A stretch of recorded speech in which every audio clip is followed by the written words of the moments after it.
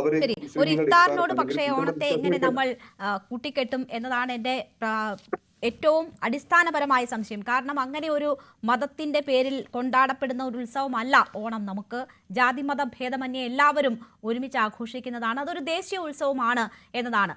ഞാൻ താങ്കളിലേക്ക് തിരിച്ചെത്താം. ദയവായി തുടരുക. ശ്രീ രാഹുൽ ഈശ്വർ കൂടി നമുക്കൊപ്പം ചേരുകയാണ്. ശ്രീ രാഹുൽ ഈശ്വർ, ഓണം ആഘോഷിക്കുന്നതുമായി ബന്ധപ്പെട്ട് തൃശ്ശൂരിൽ ഒരു സ്കൂളിൽ അധ്യാപികമാർ പങ്കുവെച്ച വീഡിയോയുമായി ബന്ധപ്പെട്ടാണ് നമ്മുടെ ചർച്ച. താങ്കൾ ആദ്യ പകുതിയിൽ ഇല്ലാത്തത് കൊണ്ടാണ് ഞാനത് ചുരുക്കി പറയുന്നത്. ശ്രീ ഫസൽ ഗഫൂറും നാസർ ഫൈസി കൂടത്തായും ഫാദർ മയാറ്റിലുമാണ് നമ്മുടെ അതിഥികളായുള്ളത്.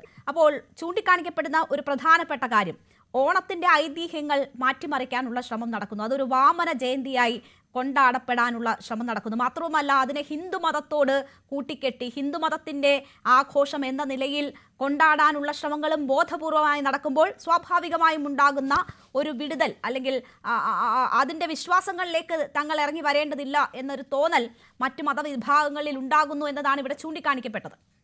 അത്തരം ഒരു ബോധപൂർവമായ ശ്രമമുണ്ടോ? രണ്ട് കാര്യങ്ങൾ. ശശികല ടീച്ചർ ഓണം വാമന ജയന്തിയാന്ന് പറഞ്ഞപ്പോ 90% ഹിന്ദുക്കൾ ചിരിച്ചു തള്ളി. ശശികല ടീച്ചർ പറയുകയുണ്ടായി, നമ്മുടെ വാമനൻ മഹാബലി സാമ്രാജ്യത്വവാദിയായ മഹാബലിയിൽ നിന്ന് വാമനൻ നമ്മളെ മോചിപ്പിച്ചു എന്ന് പറഞ്ഞപ്പോ നല്ലൊരു ശതമാനം ഉണ്ടായത്. ഓണം എന്താണ്? ഓണം നമ്മുടെ ചരിത്രത്തിലെ ഏറ്റവും വലിയ യൂണിഫൈങ് ഫെസ്റ്റിവലാണ്. നമ്മുടെ ക്രിസ്തീയ സഹോദരങ്ങൾ 500 വർഷങ്ങൾക്ക് മുമ്പ് ഓണം ആഘോഷിക്കുന്നതിന് തെളിവുകളും മറ്റുമുണ്ട്. പാശ്ചാത്യർ ഇവിടെ വന്നപ്പോ, വിദേശികൾ ഇവിടെ വന്നപ്പോ നമ്മുടെ ക്രിസ്ത്യാനികളോട് ഓണം ആഘോഷിക്കണമെന്ന് പറഞ്ഞു. പക്ഷെ അവർ പറഞ്ഞു പറ്റില്ല, ഇത് ഞങ്ങളുടെ ഓണമാണ്, നമ്മുടെ നാടിന്റെയാണ്. നമ്മുടെ നാടിന്റെ പൊതു പൈതൃകമാണ്.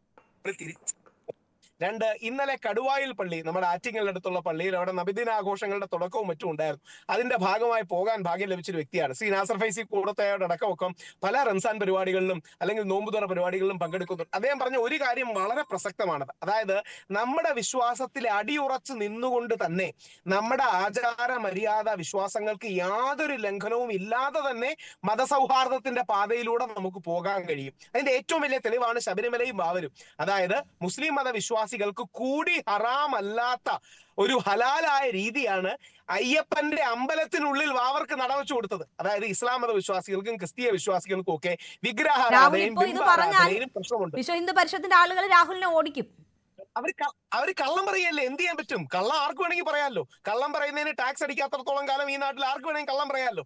ഒന്ന് ആലോചിച്ച് നോക്കുക, ഇന്ന് പോലും ശബരിമലയ്ക്കുള്ളിലുള്ള വാവര് നടയിൽ ഒരു വിഗ്രഹമോ മറ്റോ ഇല്ല.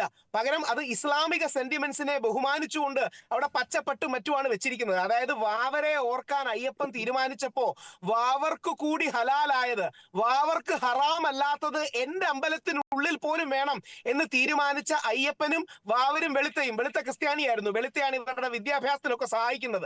ഈ രീതിയാണ് നമ്മുടെ ഏറ്റവും വലിയ മഹത്വം, ഏറ്റവും വലിയ ഗുണം. ഇതിലേക്ക് നമ്മൾ വരണം.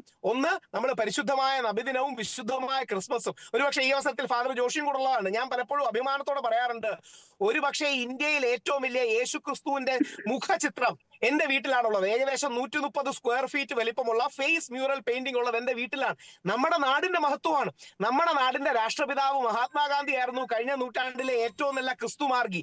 ആ മഹാത്മാഗാന്ധി തന്നെയാണ് കഴിഞ്ഞ നൂറ്റാണ്ടിലെ, അല്ലെങ്കിൽ MJ അക്ബറിന്റെ വാക്കുകൾ കടമെടുത്താൽ, ലോക ചരിത്രത്തിലെ ആദ്യ അമുസ്ലിം ജിഹാദി. അതായത് നമ്മുടെ രാജ്യത്തിന്റെ സ്വാതന്ത്ര്യത്തിന് വേണ്ടി ജിഹാദ് നയിച്ചത് മഹാത്മാഗാന്ധിയാണെന്നാണ് മോദിജിയുടെ മന്ത്രിസഭയിലുള്ള MJ അക്ബർ പറയുന്നത്.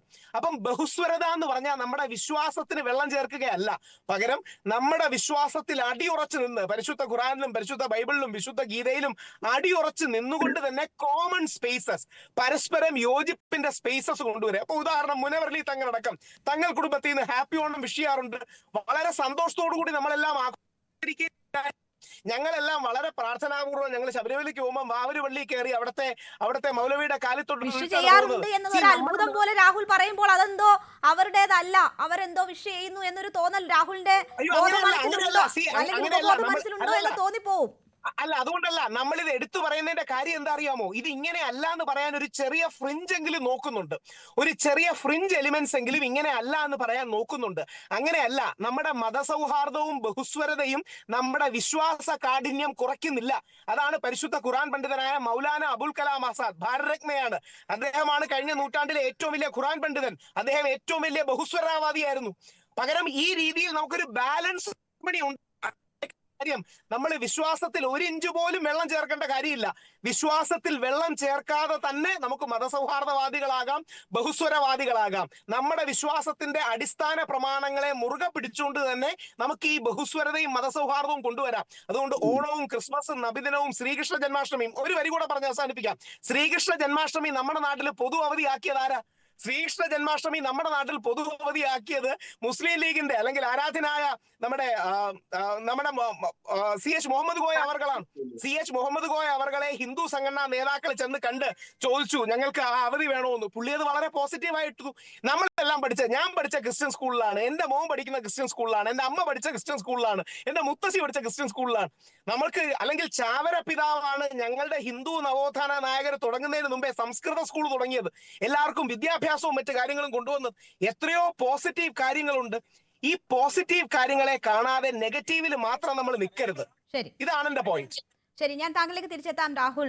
എന്തായാലും സ്ത്രീ വിരോധിയാണ്, അല്ലെങ്കിൽ പുരുഷ കമ്മീഷൻ വാദിയാണ്, ഹിന്ദു ആക്ടിവിസ്റ്റ് ആണ് രാഹുൽ. പക്ഷേ ഈ കാര്യത്തിൽ രാഹുലിന് അതിനപ്പുറമുള്ള ഒരു കാഴ്ചപ്പാടുണ്ട്. പക്ഷേ രാഹുലിന്റെ ഇത് ഹിന്ദു ആക്ടിവിസ്റ്റ് ആയതുകൊണ്ടാണ് പറയണേ. അതെ. അപ്പോ അതിനപ്പുറം ഈ വിഷയം